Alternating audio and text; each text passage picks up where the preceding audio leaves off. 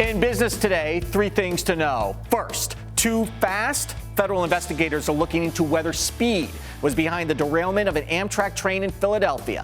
We'll have an update and we'll look at the nation's failing infrastructure. Then, economy in reverse. New numbers suggest the U.S. economy may be on a path to shrinking, and some economists are warning a recession could be around the corner. Really?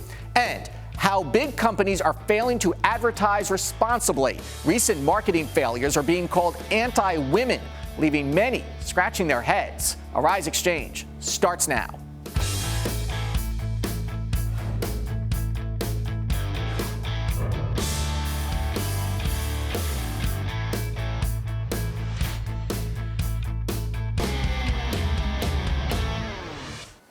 Hello, I'm Andrew Schmertz. Federal investigators are zeroing in on speed as the factor in Tuesday's deadly Amtrak derailment. There are reports that the train, which was en route to New York from Washington, D.C., was traveling twice the speed limit when it flew off the tracks in Philadelphia. Here's what we know. At least 7 dead, more than 200 injured, with 8 in critical condition. This afternoon, investigators with the National Transportation Safety Board said there is a lot of work to be done.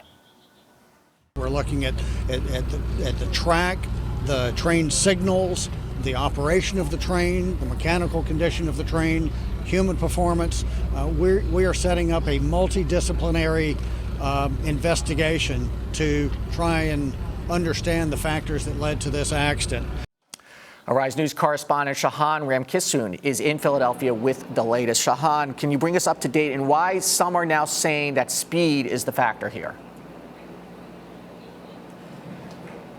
Well, the National Transport Safety Board, Andrew, did confirm that preliminary investigations have found that speed might have been the main factor here. They did say that the train was moving at just over 100 miles per hour. That's twice the speed it should have been going at this curve. So this investigation will, of course, expand to whether it was, in fact, human error regarding this accident. And Shahan, what is the scene right now with both investigators on the ground and people still looking for some missing people? Well, what's happening right now is that there are cranes trying to lift up the cars that have been left on their sides. We also have residents, right around the area who are just about 1 block away from the railway itself, looking and talking about what they experienced last night when this happened. Some residents describing it as a thunderstorm, given the loud sounds that they heard rocking through their homes late at night. What's very interesting are that some passengers are still considered missing because many people made their way out of the train last night, Andrew, and went home or went to hospital by themselves. So authorities are calling on them to come forward to account for themselves so that they know exactly who has been accounted for and whether or not there are still some people trapped underneath some of the cars. Yeah, you bring up a really interesting point. Unlike an airline where there's a clear manifest of who is on board, with Amtrak, you don't really know. You buy a ticket, and if you don't show up, they don't necessarily count you. The conductors through the train ride go up and down the aisles collecting tickets, and sometimes they miss people, and sometimes they don't get to everybody. Yeah, that's exactly right. And also, you can go on the train without even buying a ticket ahead of time. So you can go on and buy a ticket from a conductor on the train. So this is why it's such a difficult process. What you have is an appeal by authorities, especially those responsible for Amtrak coming out saying that, people should call the 1-800 number that has been given out to identify themselves and say whether or not they were on the train and if they are, in fact, okay. And they also want to know why people left the scene when emergency services were, on site last night. So a lot of questions about exactly who was on board. As it stands, they do say around 243 passengers were on that train when it actually did, in fact, crash. Okay, Shahan, we'll have more from you on Arise America at 2300 GMT a little bit later. Thank you. Later this half hour, we will also have more problems. We'll have more on the problems facing the American rail system. Turning to business news, concerns that the U.S. economy is sliding backwards and that a recession is on the horizon, leading to concern weak retail sales. The report from the Commerce Department shows that sales were flat in April, indicating that the U.S. economy may turn in a negative gross domestic product for the first quarter when the number is revised. 2 quarters of negative growth, technically a definition of a recession. Many saying we're not going to get there, though. With that, the markets turned in a rather lackluster performance on Wednesday as bond yields went up again. Taking a look at the Dow, down just a few points. The S&P 500 down 64 cents. The Nasdaq did finish the day with a modest gain. Some of the top stocks we're watching today: when the dollar goes up, sales for Macy's goes down. That's due to weaker spending by European tourists. The clothing retailer reported a decline in both sales and profits for its first quarter. Macy's closing down $1.60. And it's quite the opposite for Ralph Lauren. Powered by a strong demand in North America wholesale and global e-commerce, the upscale clothing company topped its fourth quarter forecast with a profit of $124 million. Ralph Lauren up better than 3%. Taking a look at commodities, gold up. A nice little rally for gold the last few days. Oil down about 68 cents. There is some other economic data out today. Business inventories barely rose in March, edging up by 0.1% after a downwardly revised 0.2% gain in February. So now we have recession anxiety in the U.S., but like most anxiety, it may be overblown. Joining us now is Jay Morlock, economist at FTN Financial, to tell us if these recession fears are real at all. Jay, good afternoon. Welcome back to Rise Exchange. Good to be here. All right, so the first question is, you see these retail numbers, you see these business inventory numbers, you hear about the GDP turning negative, and you say, a recession. I don't know how we can have a recession because it doesn't feel like we've had much of a recovery. Right. What are your thoughts? Well, again, as you mentioned at the top of the show, there's a difference between how economists define a recession and how consumers and citizens think about a recession. So it's likely that first quarter GDP numbers are going to be revised negative. And because the consumer was assumed to be the strength coming into the second quarter, these early retail sales numbers call that into question. So with weak investment, weak government spending, and a weak consumer, we could edge on below 1% GDP. So the fears of, oh my gosh, could this happen 2 quarters in a row? But it's somewhat of a technical recession, because when you look at the gross domestic product in the first quarter, if we go into a negative number, it's because the trade deficit was imbalanced. It's because the dollar was really strong. There's a lot of sort of things at the edges that don't necessarily go to consumer spending, which drives the economy. You're absolutely right. Actually, from 2007 to present, 46% of the quarter-over-quarter volatility in GDP reading makes up only 1% of actual GDP. So we looked at, so it's very volatile. So what we look for is, what are the main contributors to growth, and is this sort of a long-term trend that we should be worried about, which really would usher in an actual recession versus more or less a technical recession due to, deviations. Do you get any sense of why consumers stop buying? It's really, so we've seen a lot of increase in healthcare spending. So when we look at the actual retail sales, they've been trending down for about 6 or 7 months now. And it's really just been to a lack of wage growth. We've really been stagnated around 2.2% year over year. We really look for about low 4%. So, consumers are using their gas savings to really pay off their debt rather than go out and consume. Well, that's interesting, because we've kept talking about how the drop in gas prices was a tax refund, and people like to usually spend, but they haven't been doing that. They're paying down debt. And that's not necessarily good for the economy. We like consumers to be in debt, don't we? Right. It's kind of bad. What's good for the individual consumer is bad for the overall economy. So when consumers are being responsible, it's like, actually, no, please go out and spend. And that's true. So usually in an economy, when gas prices go down and we're in a normal business cycle, it does lead to more consumer spending. But following, a deleveraging, a household deleveraging where we had a credit bubble, consumers are a little more conscious of their debt levels and will use extra spending to actually pay debt. And does the fear of rising interest rates at all drive them spending down debt now? Because now we keep talking about, if people watch financial shows, the Fed's going to raise interest rates, bond yields are going up, which may take it out of the control of the Fed. Yeah, I always wonder how much interest rates, when you're not borrowing necessarily, you're spending. I think it has much more to do with your income and how comfortable you are about your future income. So whether or not the Fed raising interest rates and potentially making jobs more scarce would keep people saving, I really do think it's more of the psychological reaction to a debt deleveraging. The experience in 2008 where it's like, now is really not the time to borrow and spend. I want to talk about Europe for just a moment here. There's some signs that there is a turnaround in some European countries. Interestingly, not in the UK and Germany, but in places like Italy. Should we start talking about a great European renaissance? I think it'd be a little early to talk about the European recovery. We've had several false dawns in Europe for the past 5 years. I think in a lot of ways, the things that inhibited growth in the U.S. actually spurred growth in Europe. So when oil prices drop, Europe's a major oil importer. And also they derive about 26% of their GDP from exports. So a major exporting country. So when the euro weakens, their exports are boosted. So they've gotten a lot of growth off of that. Now, if the euro stays weak or continues to weaken, we could see a couple more quarters of growth. But we've already seen it sort of realign a little bit more with the dollar. If the dollar weakens in order to boost the U.S. economy, we could see Europe fall right back. Okay, Jay, you're going to stick around because in a moment we'll come back to you and talk a little bit about Amtrak, the Northeast Corridor. border and the importance that has in the economy and the problems we have in this infrastructure, in the country and the infrastructure. So stay around. We'll have that in a moment here on Arise Exchange. Stay with us, please.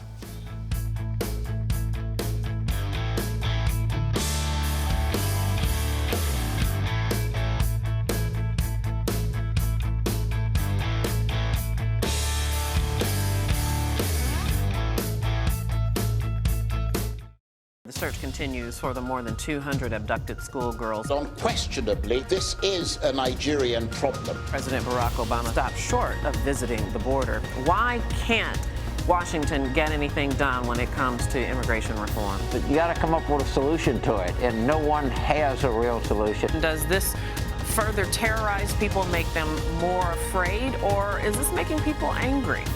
Hello and welcome to Arise America. I'm Debbie Turner-Bell. Well, Arise is the only network that really covers comprehensively the African diaspora. It gives people in other parts of the world of color a chance to know about people here in the United States, us to know about them, and the world to know about us. So it's kind of an educational experience for everybody involved. Getting to know people through stories, through personal stories. You really get a chance to know what people are actually all about, what communities are about. How are we different? But more importantly, what commonalities we all share.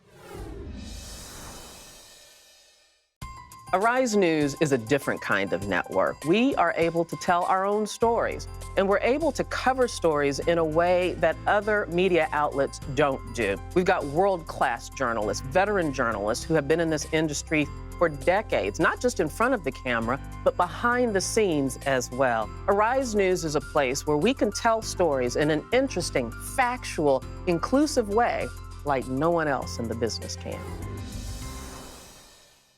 I believe that people are watching news less today, definitely. I think that more so people are going online to catch their news. We've numbed the human mind to murders and all these bad things. The content is a constant loop of the same stuff.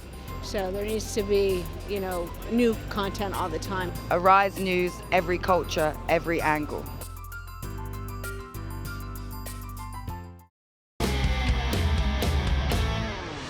Welcome back to Arise Exchange. The Northeast Corridor for Amtrak carries some of the most powerful and well-known people in the country. Vice President Joe Biden frequently took the train, perhaps its most famous occupant.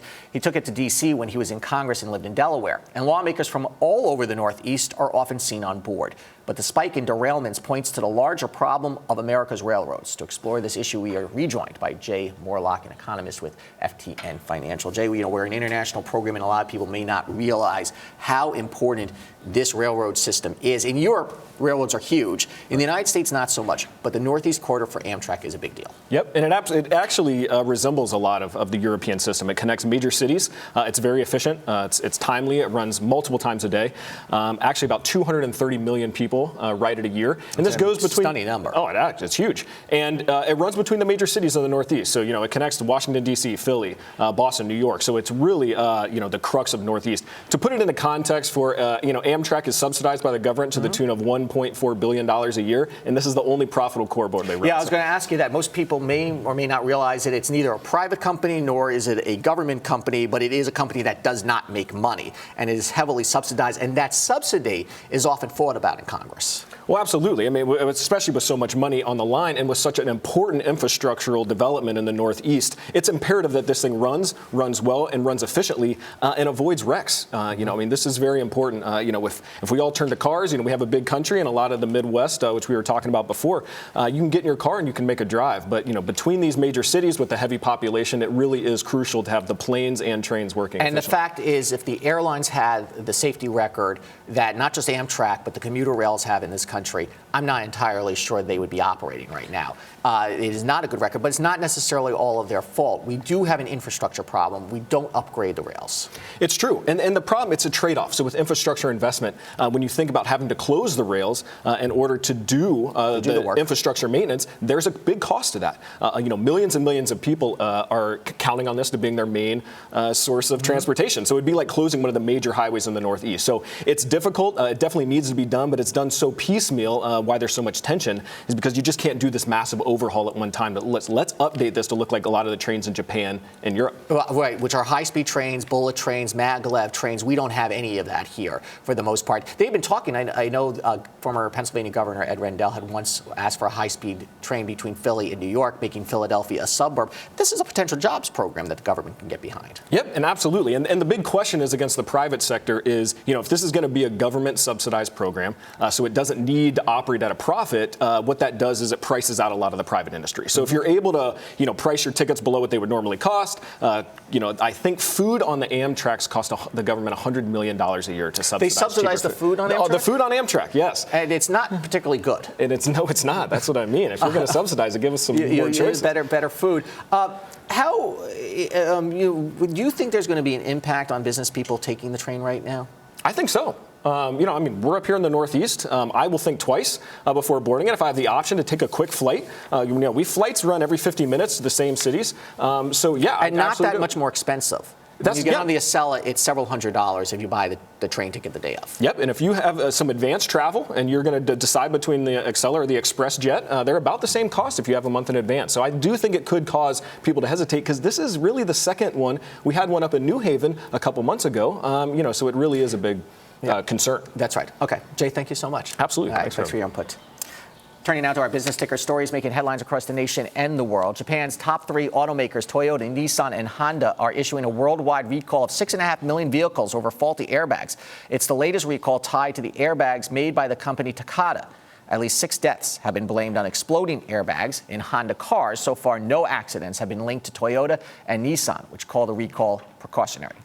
Facebook launched a news feed Wednesday that actually contains real news, not just pictures of cute dogs and your friend's status updates. The New York Times, BuzzFeed, and 7 other publishers have begun posting articles and videos directly to Facebook in an initiative called Instant Articles. Others involved in the partnership include National Geographic, NBC News, The Atlantic, The Guardian, BBC News, Spiegel, and Bild.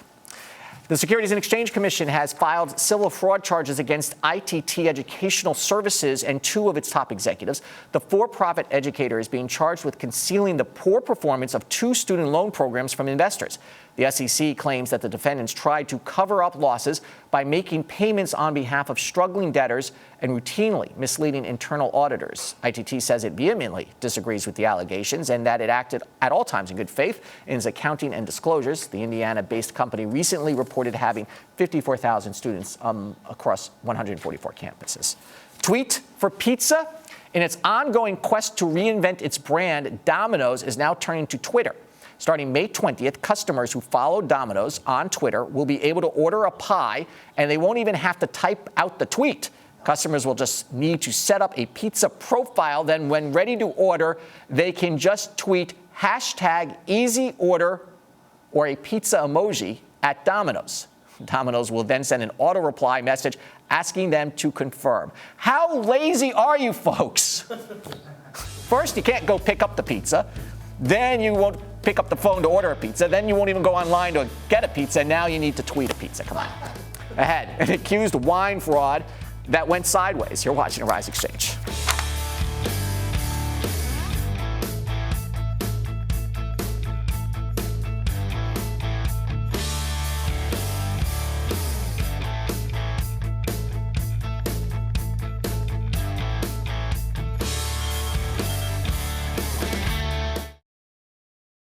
There is a reason Africa is called the new frontier. What was once potential is now an opportunity ready to be seized. Once revered for our resources, today's wealth lies in our people. People who build the cities that shape the future.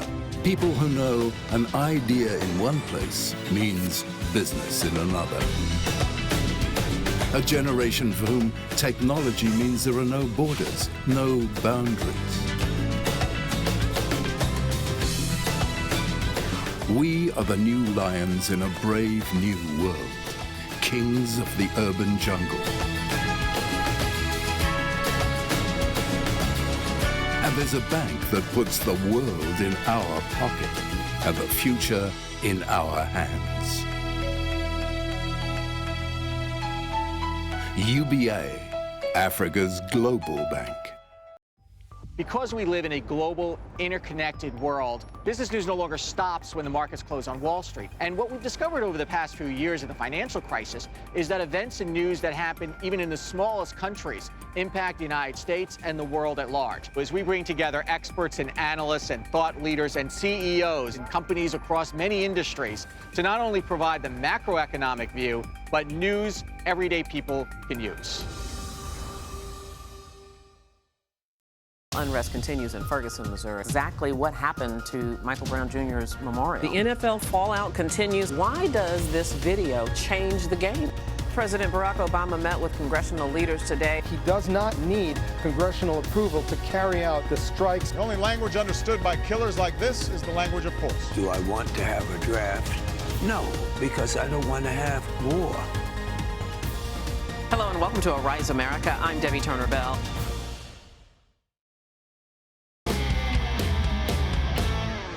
Time now for our favorite person, and when we pick one person who grabbed our attention, and not for the right reasons. Today, it is the CEO of an Ontario wine company accused of being a ringleader of a $1.8 million black market wine trade.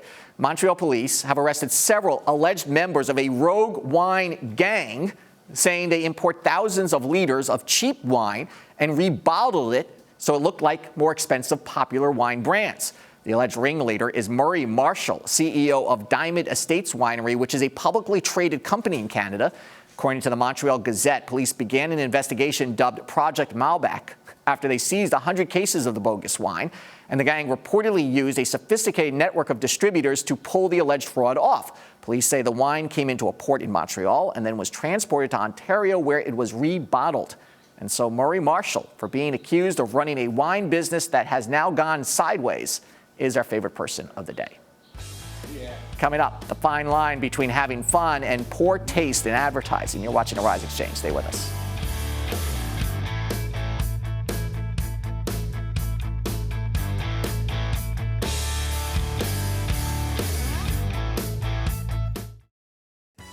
The best way to predict the future is to create it. There's a special breed of achievers out there that are called tomorrow's people, the highly creative ones who live in the future. They imagine what will be and strive to make it happen. They're bold. They refuse to wait for the future. Tomorrow bends and conforms to their ideas. At Access Bank, we share the same sentiments. We've been able to grow our bank to become a leading player in Nigeria with a strong presence across the continent, adopting best practice in everything we do. Our mantra for success is simple: speed, service, and security. Those who shape tomorrow strive for and demand perfection. At Access Bank, our service culture of speedy response and drive for excellence is the blueprint for creating customer experiences that will echo for generations. Come, let's work together and take tomorrow. I don't think the television news in the United States reflects the diversity of the world. I don't think it does a great job of even reflecting the diversity of the United States. When you are watching TV, you don't really see a lot of different cultures. There are plenty of other places that people might not even know about. We are living in a global culture, and you cannot hide news that is happening when there's so much social media. Arise News, every culture, every angle. The great thing about Arise Entertainment 360 is that we cover the 360 of entertainment, food, fashion, lifestyle, culture. We're able to cover it all. And the thing I love most about the show is we're able to do a stunning combination of high and low. So we can talk about Rihanna on the red carpet, but we can also speak about high art with people like Sanford Biggers and Hank Willis. We actually spend quality time with our guests, and we really get to know them. It's really intriguing because we get a 360 look at our guests. Apple unveiled new products today. Did it meet expectations? Apple stock is up 20%. The White House says it has proper measures to contain the spread of Ebola. This seems to be, in some ways, exploding. What are officials saying? We remain focused on working with our partners on the ground to stop the epidemic. Enhanced measures have been put in place in Africa and the United States. This is hitting home in a very real way, and I think, we need to be concerned. Hello and welcome to Arise America. I'm Debbie Turner Bell.